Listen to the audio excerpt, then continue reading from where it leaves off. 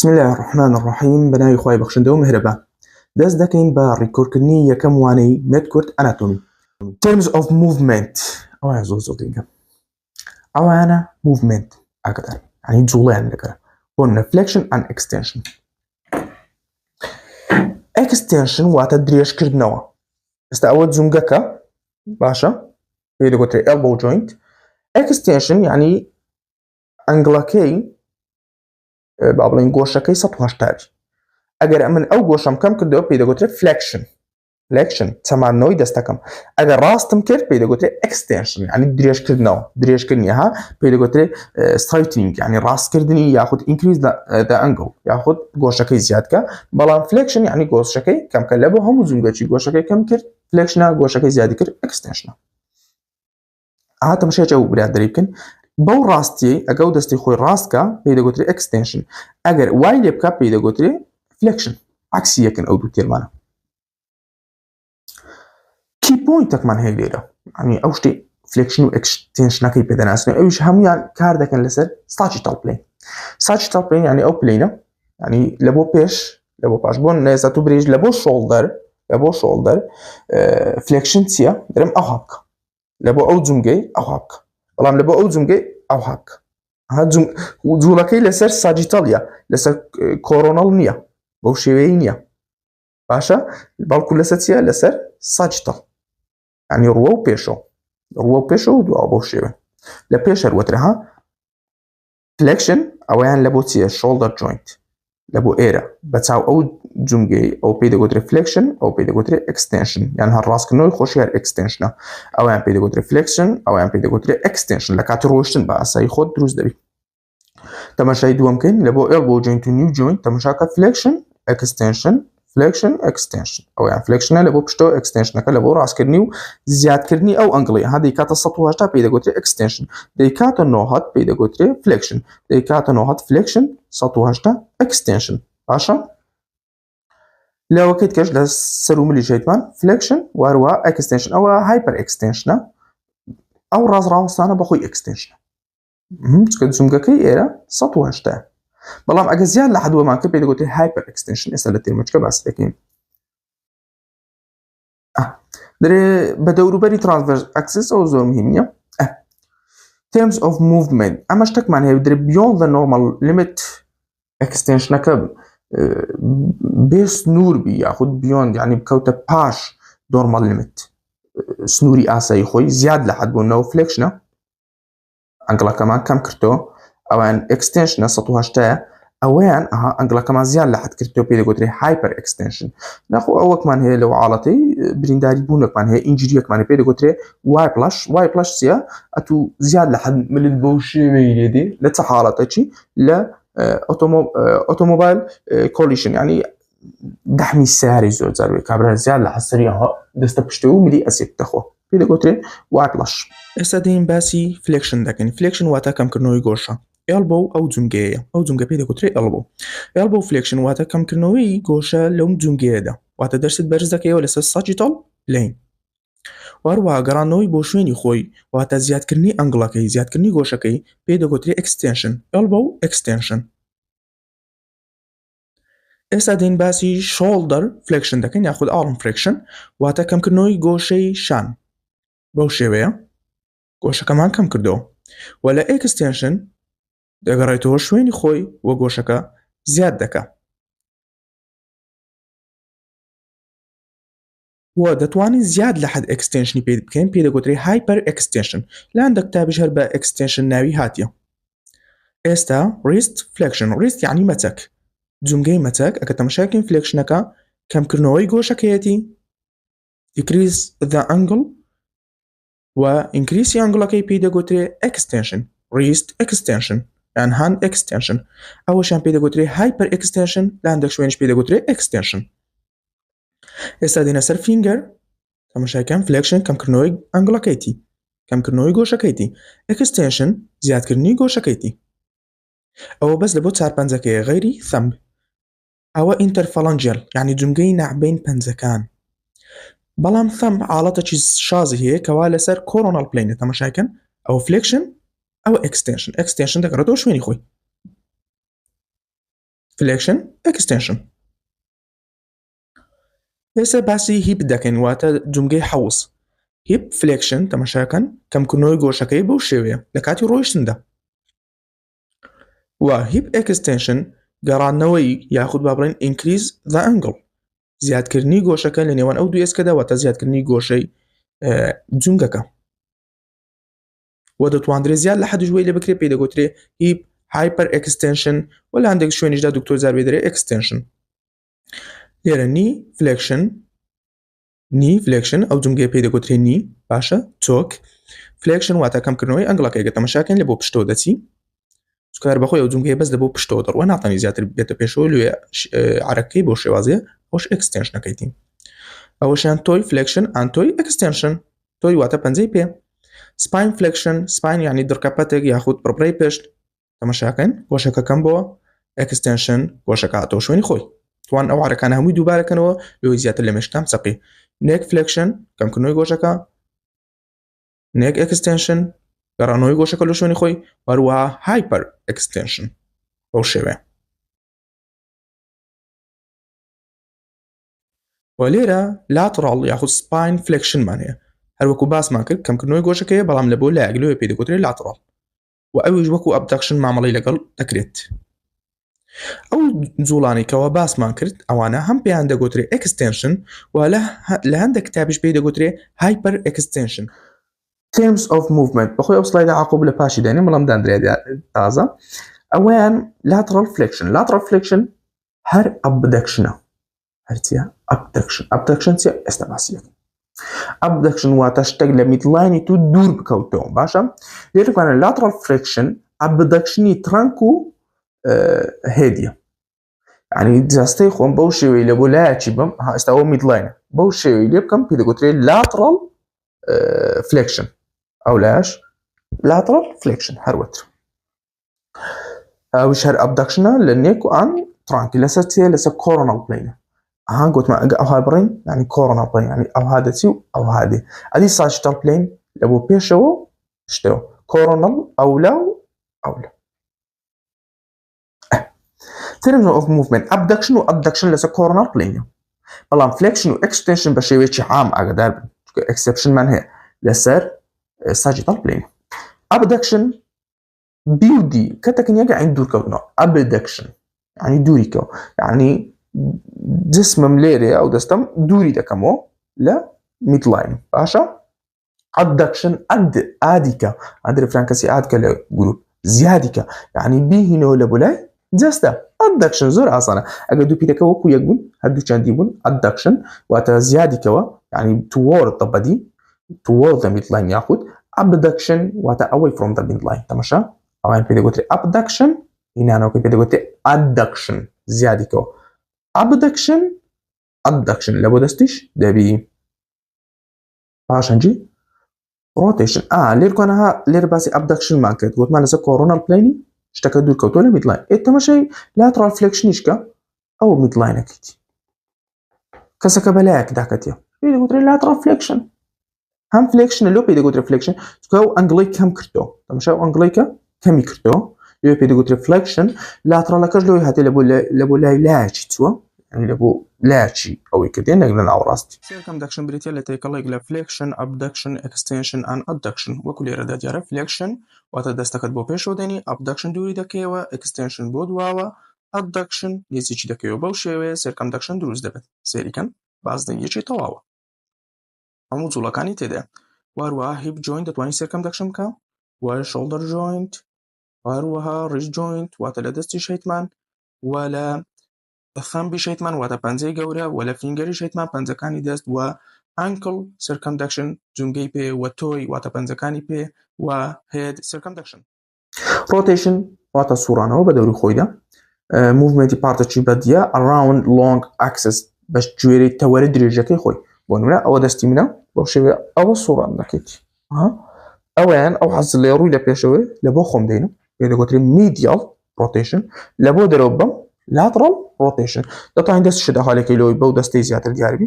medial rotation lateral rotation لێرکۆنە باسمان کردیان medial rotation وهروەها lateral rotation یاخود intrinsic rotation extrinsic rotation يعني internal external لبولاي جوري لبولاي داري medial يعني لبولاي midline بتو lateral يعني away from them midline باشا او ليرة دستي بوشي لي كده لوي او دستت بشندا انا بخوي زياتر ايرا يعني لبو شولدري بوشي او ها او عضليه روي لخود بي ياخد او عضليه روي لا داري هرو كده بينن اوشان lateral rotation of the head to the left lateral rotation to the head to the right lateral rotation لبو هيدي لسا pivot joint اما يعني بيدا قلت pivot joint لو انا كان كده يخيني medial rotation واتا بيقرن لبو midline او يعني لسر vertebral column واتا لترانك كاردكات lateral rotation اوشان medial rotation واتا قرانو لبو erect position anatomical position او يعني بيدا قلت shoulder joint رجبا circumduction rotation دادار ومشا ويكن او يعني lateral ياخدو external rotation of arm ياخد shoulder أول شان medial ياخد internal rotation of arm أولا بيدا قلت hip joint زنجي حوس أول لبابة كان كده خنين ريبا rotation ده داتا مشاكين أولا lateral ياخد external rotation of the thigh وقرارنا وكش بيدا قلت medial ياخد internal rotation of the thigh باش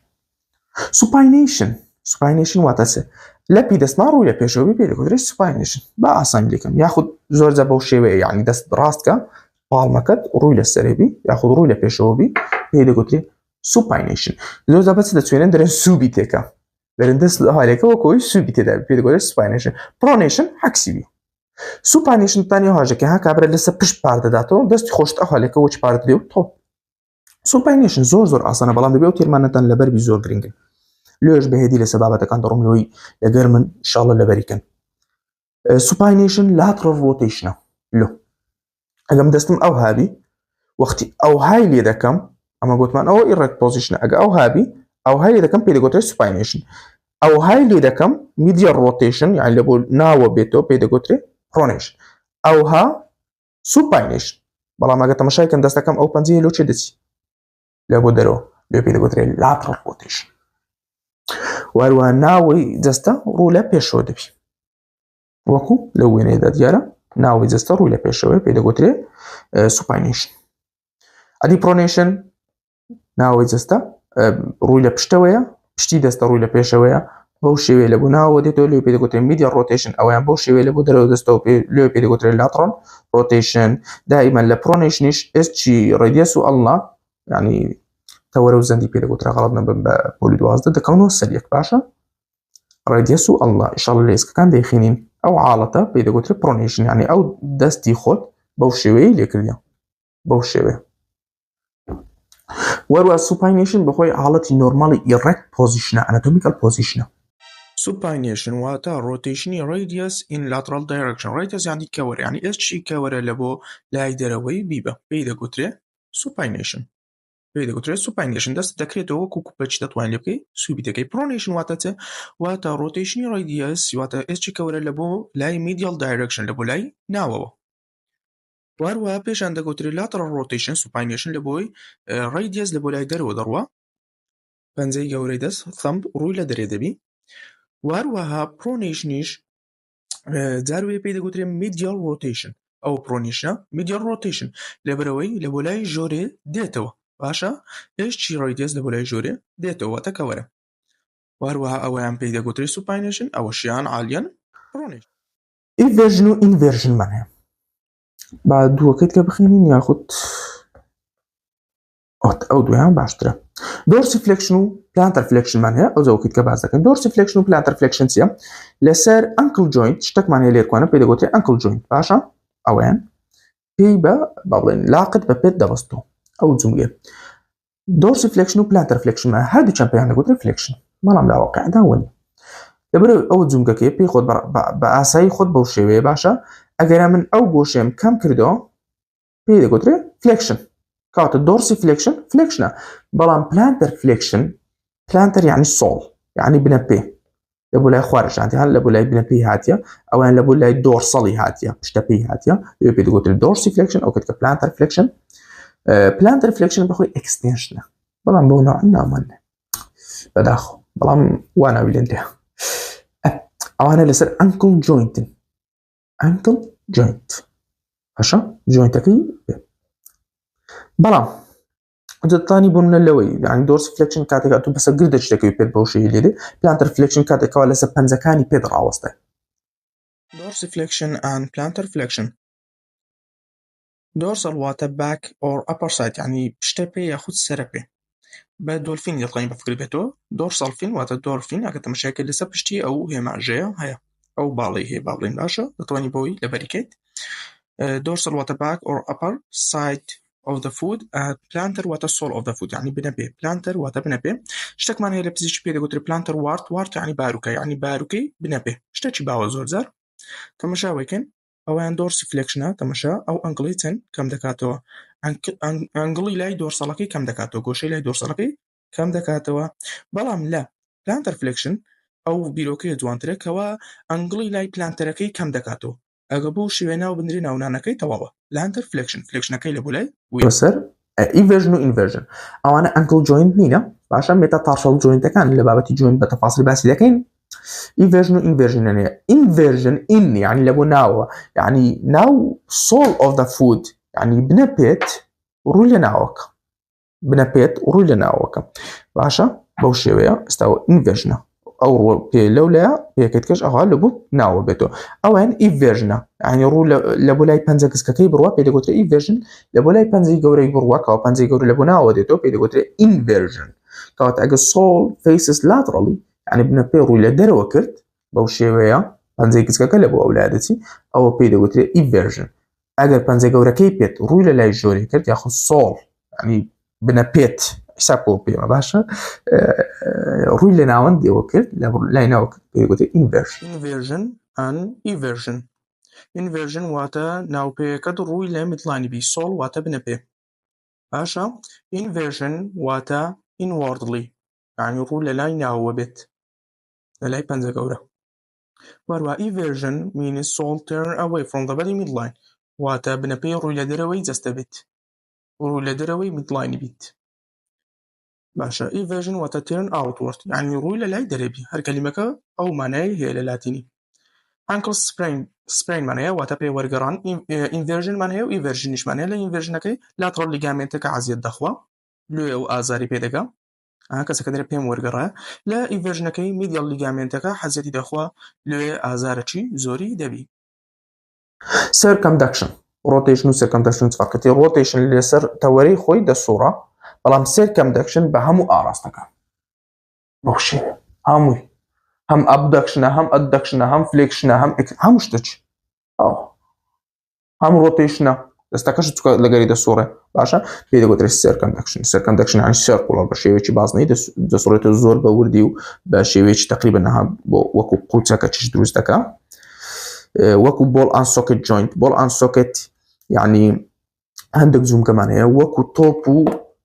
ئەشکەوتوانە بەو شێوەیە دەستنە ناو یەک و جومگەی زۆر يعني جوڵەی زۆر دروست دەکەن وەکو shoulder joint ئەوە زۆرێکە لە ball and socket joint تەواو دەسوڕێ یاخود ئەوە چاویشی نێتەوە لەو چاو ئەو ئێسکەمان نییە بەڵام لێرە بۆ نمونەی نێتەوە يعني چاوی بەشەری ها بە هەموو لایەکدا دەسوڕێ پێی دەگوترێت circumduction يعني کۆمبانیشنی کۆکردنەوەی flexion extension adduction flexion چ بوو کەمکردنەوەی جومگە extension ڕاستکردنەوەی زیادکردنی گۆشەکەی باشە ئەوانە لەسەر sagittal plane بە شێوەیەکی عام abduction و adduction لەسەر coronal plane abduction دوورکەوتنەوە adduction ئادیکە لە بۆ ناوە وەروە ڕۆتیشنیش تێدا circumduction بریتە لە تێکەڵێک لە flexion abduction extension and adduction وەکو لێرەدا دیارە flexion واتە دەستەکەت بۆ پێشەوە دێنی abduction دووری دەکەیەوە extension بۆ دواوە adduction نزیکی دەکەیەوە بەو شێوەیە circumduction دروست دەبێت سێریکەن بازدەنگیەکی تەواوە هەموو جوڵەکانی تێدا وەروە hip joint دەتوانین circumduction بکە وە shoulder joint وەروەها wrist joint واتە لە دەستی شەیتمان وە لە خەمبی شەیتمان واتە پەنجەی گەورە وە لە فینگەری شەیتمان پەنجەکانی دەست وە ankle circumduction جومگەی پێ وە تۆی واتە پەنجەکانی پێ وە head circumduction protrusion و protrusion يعني anterior forward protrusion يعني لبو پێشەوە بمونەوە ئێرە لەبۆ پێشەوە هینە باشە یاخود retrusion چەناگی خۆت کابرا چەناکی خۆی دەباتەوە باش ئەم بەتەواوەتی ناتام ئێستا ئەوە پرۆتروشن ئەویان ڕیتروشن باشە ئەدی پرۆتراکشن و ڕیتراکشن فەرقیتی پرۆتروشن و ڕیتروشن لەگە پرۆتراکشن و ڕیتراکشن فەرقیە پرۆتروشن بەس هینانە پێشە بەڵام پرۆتراکشن هینانە پێشە و لە بۆ لای لاترال لە بۆ لای لایەکان زیاتر وانی بۆن ئەوها ئێستا ئەو هەیە لە بۆ لایەکانی تکە دەبم لە بۆ پێشەوەش دەینم باشە وەکو لێوێنەکەی دیارە هەم لە بۆ پێشەوەیە هەم لە بۆ ها کچێک بە خواری هاتیە لە بۆ لاترالشە ئەدی ڕیتراکشن هەم لە بۆ ناوەوەیە هەم لە بۆ دواوەشە باشە ڕیتراکشن فەرقیە لەگەڵ ڕیتروشن ئەوانە زیاتر لەسەر سکاپیولە سکاپیولە واتای چی یعنی ئێسکی دەفەیشان ئەو ئێسکی لێرکوانەیە ئێسکەی زۆر تەختە پلاتە پێ دەگوترێت ئێسکی دەفەیشان سکاپیول هەروەکو دەبینینەوە ئێسکە پێ دەگوترێت سکاپیولە واتە دەفەیشان لە پرۆتراکشن سکاپیولە دەچێتە پێشەوە و لای دەرێ واتە ئەنتریۆ لاترال هەم لە بۆ پێشەوە هەم لە بۆ لای دەرێ وەلە ڕیتراکشندا سکاپیولە دەگەڕێتەوە دواوە یان لە بۆ لای پشتەوە و لە بۆ ناوەڕاست واتە پۆستیریۆ میدیاڵی ناوەکە شەر نییە بە یەکەم جاری لەبەرکە ئیشاڵە لە لێکچەری بوونی بەتەواوەتی لەبەری دەکەین term of movement elevation و depression معناها depression یعنی خەمۆچی یەک لە واتایەکانی لێرکوانە واتای چیە یعنی ئەتوو شتەکەی ئینفریەری بێ لە بۆ خواری بوونی کابرا ئەگە خەمۆچی هەبی شانیە لێکبەر بیتەوە پێ دەگوترێت depression باشە یان دەموچای خۆی هەڵبەردایتەوە یان دەستەکانی بەردایتەوە پێ دەگوترێت depression ئەدی elevation یعنی raising یعنی بەرزکردنەوەی elevation of the shoulder ئەویان depression of the shoulder لە بۆ ئایلی دیشان چاوی خۆت وەچی دەکەوە ئەوە لە بۆ سەرێ دەستی پێ دەگوترێت elevation و depression بە زۆری لە بۆ جوڵەی ماندیبڵ بەکاردێ ماندیبڵ واتە چەناگە وەروەها لە بۆ سکاپیولا واتە ئێسکی دەفەی شان ئەگە سەیری بکەین depression of the mandible واتە ماندیبڵەکە لە بۆ خوارێ ببات دەوتکۆ وەروەها elevation of the mandible واتە بەرزکردنەوەی ماندیبڵ چەناگە و هەروەها لێرە elevation of the scapula shoulder شانەکان بەرزکەوە یاخودێش سکاپیولەت بەرزکەوە ئێسکی دەفەیشان وەروەها ئێسکی دەفەیشانت بە خوارە depression dorsiflexion و plantar flexion مان باس کرد گوتمان plantar هەروەتر بە معنای sold یعنی بنەپێ لێژ ئەو ناوەی لێندرەیە وەلو قسەی ناوەکە غەڵەت هیچی هەیە بەڵام تازە ناوەکەی بۆ شێوەی ڕۆیشتیە radial deviation یعنی لادان لە بۆ لای radius ئێسکی ئێرە ئەو ئێسکە ئەوەی لەگە پەنجە گەورەیە پێی دەگوترێت radius باشە پێی دەگوترێت radius ئەو ئێسکی ئێرە radial deviation یعنی لە بۆ لای ئەو ئێسکەی لادە ulnar deviation پێی دەگوترێت ulnar ئەو ئێسکە ئێرە لە بۆ لای ulnar لادە دەی بزەبت ناوەکە بە کوتەکەی بەفکر نمە ئەو ئێسکە لەگەر ئەو ئێسکە باشە تەوەرە و زەن باشە کەوەرە و زەن باشە ئێسکەکانی کەوەرە و زەن ئەو ئێسکی لە خەم بنێزیکان لە پەنجەی گەورە پێی دەگوترێت radius ئەوجا پێی دەگوترێت radius deviation لەگەر ulnar deviation radius deviation هەروەتر abductionیشە abduction of the wrist هاتە بشە ئەو هام کردە لە دەستەی دوورم کردیتەوە چکە anatomical position پەنجەی گەورە ڕوو لە لای دەرێ باشە بەڵام ulnar deviation abduction لە بۆ لای دەستەی دێتەوە لە بۆ wrist joint یعنی ئێسکی جونگەی مەچەک ئەو جونگەی ئێرە opposition یعنی پەنجەکان بەعکسی یەک بێتەوە بەو شێوەی thumb پەنجەی گەورەت لەگەڵ پەنجانەوە ئەوە پێی دەگوترێت opposition گەڕاندنەوەکەی پێی دەگوترێت reposition یعنی گەڕاندنەوە reposition opposition reposition opposition reposition opposition reposition digit یعنی finger باشە digit لێرە نووسرا یعنی پەنجە توی یعنی پەنجەکانی پێ digit یعنی پەنجەکانی دەست TOE یعنی پەنجەکانی پێ digit یعنی پەنجەکانی دەست باش exceptional movement هەندێک موڤمنتمان هەیە کەەوە شازن exceptional ناکەونە بنەوقانمانە بۆ نمونە abduction of the digit یعنی abductioni پەنجەکان ئەمە لە دەستی حساب کە midline-ەکی دروستکە نەک لە دەستە لە دەستی midline-ەکی دروستکە ئەو پەنجانە ئەگە لەو midline دوورکەوتنەوە پێی دەگوترێت abduction ئەگە هاتنەوە یەک پێی دەگوترێت abduction ئەو چار پەنجێ لاقل لەوەی نەبی abduction باشە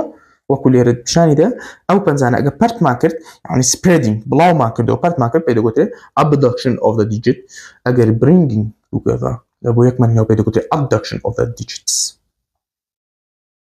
ئەوانیش چکە هەردوو جوڵەشی تێدا هەم medial abduction و هەم lateral abduction ینی لێش وەکو شاست ماڵی لەکە دەکەین thumbnail أو نینۆکەی پەنجەی گەورەت لە ئەناتۆمیکال پۆزیشن کاتێ ئەها ڕاوەدەستنی ڕووی لە لایەکانە ڕووی لە پشتەوە نییە لێش تەمب حاڵەتێکی زۆر شازی هەیە لە جوڵەکان لە ئەبدەکشن و ئەدەکشن و ئەکستێنشن و فلێکشن باشە جونگەکەشی شازە پێ دەگوترێت سادڵ جوینت ئێسکی با بڵێن جونگەی سادڵی پێ دەڵێن بە ئینگلیزیەکەی یعنی وەکو ئەوەی زینگی ئەسپی پێدرێن شتێکی وای پێدرێن چار جوڵی هەیە فلێکشن ئەکستێنشن لەگەر ئەبدەکشن و ئەدەکشن بەڵام ئەو پەنجانەی دیکە ئەوانە بۆ نمونە ئێستا ئەو چار پەنجەیە با بنێت تەماشایەکی بکە ئەویان ئەکستێنشن ئەو هەمان لێ کرد دەبتە فلێکشن باشە بەڵام لەوەکەیت کە فەرقیە با بزانین ئیوی چۆنە دەرێتاتام فلێکس و ئەکستێنشنەکەی لەسەر کۆرۆنەڵ پلەینە با لە ڕسمەکەی جوانتر دیار دەبی لە ڤیدیۆکەی کەمتر دیار دەبی ئینشەڵا ڤیدیۆی تایبەتیشی لەسەر دادنین چونکە شازە یعنی لە چاو هەموو جەستەی شازە بۆ نمونە لێرە فلێکشنەکەی لەگەر ئەکستێنشنەکەی لەسەر کۆرۆنەڵ پلەینە هەموو جەستە فلێکشن و ئەکستێنشنی لەسەر ساجیتەڵە ساجیتەڵ پلەین بەڵام ئیثەمبی بەو شێوەیە لەسەر کۆرۆنەڵ پلەینە ئەویان فلێکشنە ئەویان ئەکستێنشنە فلێکشن ئەوەکەی گۆشەکەی کەم کردەوە ئەکستێنشن گۆشەکەی زیاد کرد واروها ئەبدەکشن و ئەدەکشن لەسەر ساجیتەڵ پلەینە ئەبدەکشن و ئەدەکشن لەسەر کۆرۆنەڵیە لە هەموو جەستە بەس لە ثەمب بۆ نەبی یعنی ئەگەر لە بۆ پێشۆم هینە ئەو پەنجەیە ئەوها لە بۆ پێشۆم هینە باشە ئەو وەختی پێ دەگوترێت ئەبدەکشن ئەگە هینا مۆجەی خۆی پێ دەگوترێت لە پەنجەی گەورەی دەستەکەەوە پێی دەگوترێت ثەمب يعني عملين ترابيزيوم كوا اسكا كالجا ثم جمجك وان هي بيدو قدر صادل جوين واتا جمجي زيني اسب وكو زيني اسب وا ايش ودا كا كومل زولاي شي سر زولاي شي بي بخشي وكو سيركمدكشن فليكشن اكستنشن ابدكشن ان ادكشن كوا كمك شازن زولا كانين وروها opposition and preposition opposition واتا سر بنزي ثم بد لغا بنزا كاين كا بيكتري بكا opposite to each other عكسيك ها بيك دكون وكو ذكر كاني دوانيش وهروها حرفی ئەوی دروست دەکات لە وەختی پێگەیشتنەکەش دەدەتوانین بۆ لە بەریکەی وهروها ڕیپۆزیشن واتە گەڕانەوەیان بۆ شێوەی بناڕەت. والسلام عليكم ورحمة الله وبركاته.